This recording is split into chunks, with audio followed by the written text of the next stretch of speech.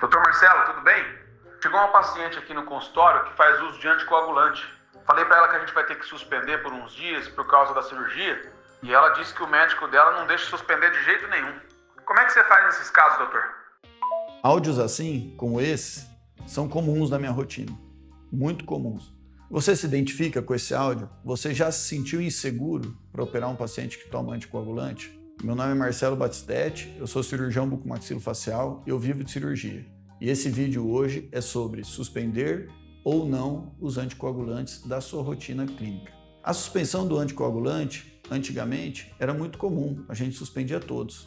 Hoje não. Por quê? O que a gente entende dos anticoagulantes? É mais fácil a gente controlar um sangramento no consultório odontológico do que esse paciente ter uma trombose, ter um infarto no miocárdio, ter um AVC. Então, é preferível prevenir esses eventos que geram risco de vida ao paciente do que a gente corrigir um sangramento dentro do consultório odontológico com outras técnicas que não a suspensão do anticoagulante.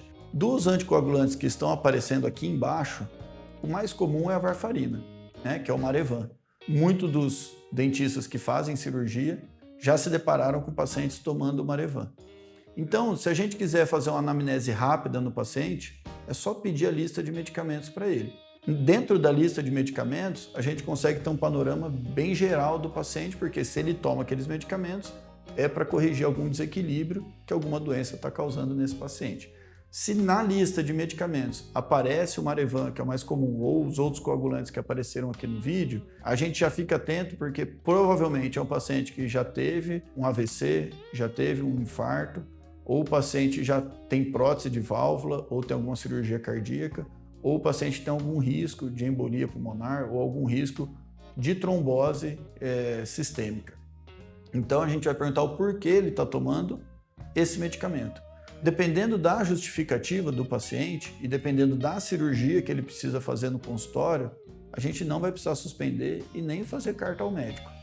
Dependendo da dose que esse paciente toma e do porquê ele toma, a gente vai fazer uma carta ao médico dele, o cardiologista, o neuro, o hematologista, para fazer uma suspensão do medicamento para a cirurgia dentro do consultório odontológico. Só que na maioria das vezes a gente não vai suspender o anticoagulante mais, tá? Pode ser até estranho para você escutar isso se você não está sabendo que essa é a nova conduta, mas a gente não vai suspender os anticoagulantes. Para que a gente não vai suspender? Uma extração de raiz, implante usando a técnica flapless ou no flap, implantes simples, convencionais, até usando retalhos, a gente não vai suspender, extrações de dentes erupcionados com mobilidade, extração de dentes anteriores unirradiculares, claro que necessitam de extração, e cirurgias ambulatoriais comuns. Quando que a gente vai suspender o anticoagulante?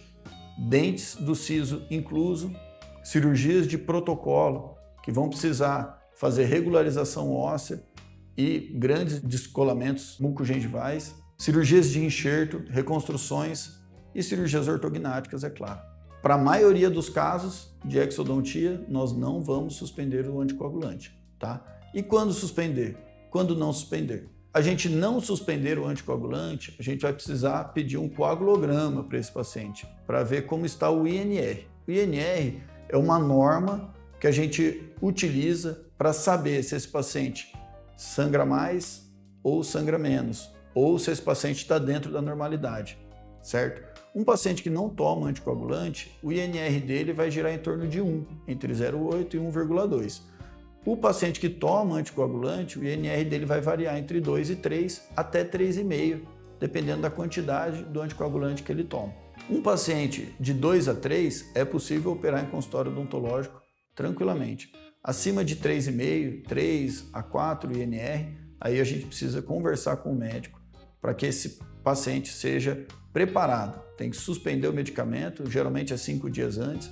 Às vezes a gente entra com heparina para esse paciente, depois suspende a heparina, faz a cirurgia, depois volta com a heparina uns dias e volta o anticoagulante comum desse paciente. Mas isso não é o dentista que vai fazer. Isso quem vai fazer é o médico, que vai regular essas medicações através de uma carta onde você vai explicar como vai ser feita essa cirurgia, que a cirurgia será feita com anestésico local, o anestésico com adrenalina. Você vai colocar a quantidade de anestésico não em números de tubetes, porque os médicos não entendem qual tubete você está usando, mas você tem que colocar a quantidade que tem de anestésico em cada tubete, que é 1,8 gramas em cada tubete ou 1,8 ml, né, em cada tubete. Dito isso, feita a carta ao médico, você vai operar esse paciente de maneira normal, de maneira comum.